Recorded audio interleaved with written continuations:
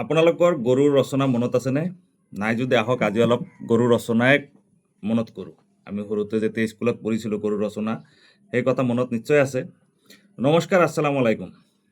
যেতিয়াই বকৰি ঈদ আহে, কুৰবানী ঈদ আহে, তেতিয়াই গৰুৰ ওপৰত আলোচনা হয় আৰু মাংস আৰু গৰু মানে হেডলাইন হয়। নিউজৰ হয়, ফেচবুকৰ হয়, ছ'চিয়েল মিডিয়াৰ হয়। মুখ্যমন্ত্ৰীৰ পৰা আৰম্ভ কৰি সাধাৰণ শ্ৰেণীলৈকে এই কথাতে আলোচনা হয়। এইবাৰো মাননীয় মুখ্যমন্ত্ৰী ডাঙৰীয়াই অনুৰোধ কৰিছে যে আমি সংখ্যালঘু মুছলমান মানুহে কুৰবানী দিব নালাগে, অনুৰোধ কৰিছে। তাৰ মাজত আইন আছে, আইনৰ আওতাত আপোনালোকে কৰিব পাৰে, আমি কৰিব পাৰোঁ। কিন্তু সনাতনী বন্ধুসকলৰ, ভাইসকলৰ ওপৰত এটা বিৰূপ প্ৰভাৱ পৰিব পাৰে, তাৰ কাৰণে আমাৰ অসমৰ মাননীয় মুখ্যমন্ত্ৰী ডাঙৰীয়াই এটা অনুৰোধ জনাইছে। মুখ্যমন্ত্ৰী ডাঙৰীয়াৰ অনুৰোধৰ প্ৰতি আমি কি প্ৰতিক্ৰিয়া দিম, সন্মান দিম নে নাই, সেইটো বেলেগ কথা, সেইটোত আলোচনা আজি নলওঁ। কিন্তু আমি এইটো আলোচনা কৰিব লাগে যে আমি মাংস লৈ ইমান ৰাজনীতি কিয় কৰিব লাগে। মাংস লৈ ৰাজনীতি আমি বাদ দিব লাগে, আৰু এইটো বাদ যেতিয়ালৈকে নিদিওঁ আমাৰ উন্নয়নৰ ধাৰা স্থবিৰ হৈ থাকিব। আমি শিক্ষাৰ কথা আলোচনা নকৰোঁ, আমাৰ ল'ৰা ছোৱালীৰ পঢ়া শুনাৰ কথা আলোচনা নকৰোঁ, আমাৰ উন্নয়নৰ কথা আলোচনা নকৰোঁ। আমি বছৰে এটা দিনৰ কাৰণে আমি কেনেকৈ লাগি থাকোঁ, মাংস লৈ ৰাজনীতি কৰোঁ। এইটো আমাৰ কাৰণে অতি দুৰ্ভাগ্যজনক কথা। ঈদত কুৰবানীত গৰু কুৰবানী দিবই লাগিব বুলি যে কোনো কথা হাদিছত নাই, কোৰাণ শৰীফত নাই, ক'তো নাই। কুৰবানী দিব লাগে। গৰু নিদিয়াকৈ আমি বেলেগ জন্তু কুৰবানী দিব পাৰোঁ, সহজতে হৈ যায়, খৰচো কম হয়, সেই কথাটো আমি কেতিয়াও কল্পনা নকৰোঁ। কিন্তু এইবাৰ যিহেতু আমাৰ হাতত এটা সময় আহিছিলে যে আমি অসমৰ পৰা মাংস ৰাজনীতি, গৰু ৰাজনীতি শেষ কৰিব পাৰোঁ, এই কথাটো আমি চিন্তা কৰি অসমৰ সংখ্যালঘু মুছলমানসকলে এই কথাটোত গুৰুত্ব দি আমি যদি গৰুক চাইডলাইন কৰি আমি বেলেগ জন্তুৰ ওপৰত ভৰসা কৰি বেলেগ জন্তুক আমি কুৰবানী দিওঁ, তেতিয়াহ'লে হয়তো অসমৰ পৰা গৰু ৰাজনীতি বা মাংস ৰাজনীতি শেষ হৈ যাব। আপোনালোকে এবাৰ ভাবক, মোক গালি পাৰাৰ আগতেও এবাৰ ভাবক, গালি হয়তো পাৰিব, কিন্তু গালি পাৰাৰ আগতে এবাৰ ভাবি লওক যে আমি মাংস ৰাজনীতি যদি অসমৰ পৰা বিদায় দিওঁ, আমাৰ সংখ্যালঘু মুছলমানৰ কিবা ক্ষতি হ'ব নেকি?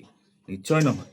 আমি মাংস ৰাজনীতিৰ পৰা ওলাই গৈ আমাৰ ল'ৰা ছোৱালীক কেনেকৈ শিক্ষিত বনাব পাৰি, আমাৰ ল'ৰা ছোৱালীক কেনেকৈ ডক্টৰ ইঞ্জিনিয়াৰ বনাব পাৰি, উকিল বনাব পাৰি, কলেজৰ প্ৰফেচাৰ বনাব পাৰি, শিক্ষক বনাব পাৰি, অফিচাৰ বনাব পাৰি, সেইবোৰ কথা আমি চিন্তা কৰিব লাগে।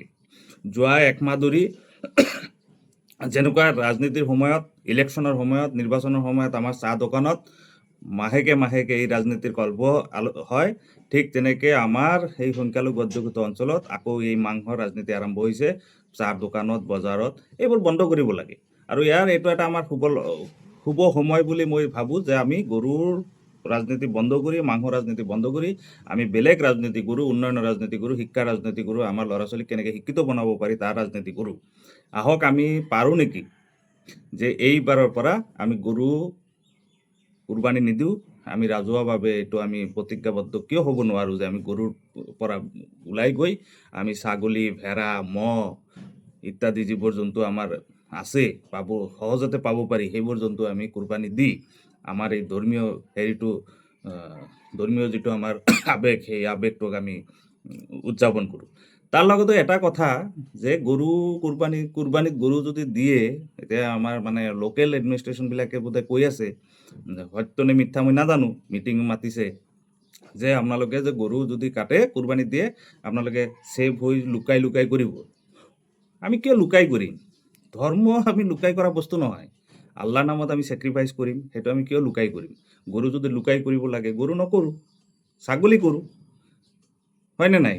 গতিকে আমি সেনেকৈ চিন্তা কৰি যদি আগবাঢ়ি যাওঁ, অসমৰ পৰা গৰু ৰাজনীতি শেষ হৈ যাব, মাংস ৰাজনীতি শেষ হৈ যাব। এতিয়া যদি ল'ৰা ছোৱালীক কেনেকুৱা এটা পৰ্যায় পাইছে যে আমাৰ ME স্কুলৰ ল'ৰা ছোৱালীক যদি গৰুৰ ৰচনা লিখিব দিয়া যায়, তেনেহ'লে এইবোৰ কথাহে লিখিব, সেই গৰু চাৰিঠেঙীয়া পোহনীয়া জন্তুৰ পৰা ওলাই গৈ যে গৰু ৰাজনীতিৰ মুখ্য ধাৰাৰ বস্তু, সেইবোৰ কথা লিখিব। গতিকে আমি সকলোৱে মিলি এটা প্ৰতিজ্ঞাবদ্ধ হ'ব লাগে যে অসমৰ পৰা গৰু ৰাজনীতি, মাংস ৰাজনীতি শেষ কৰিব পাৰোঁ নে নাই। ধন্যবাদ।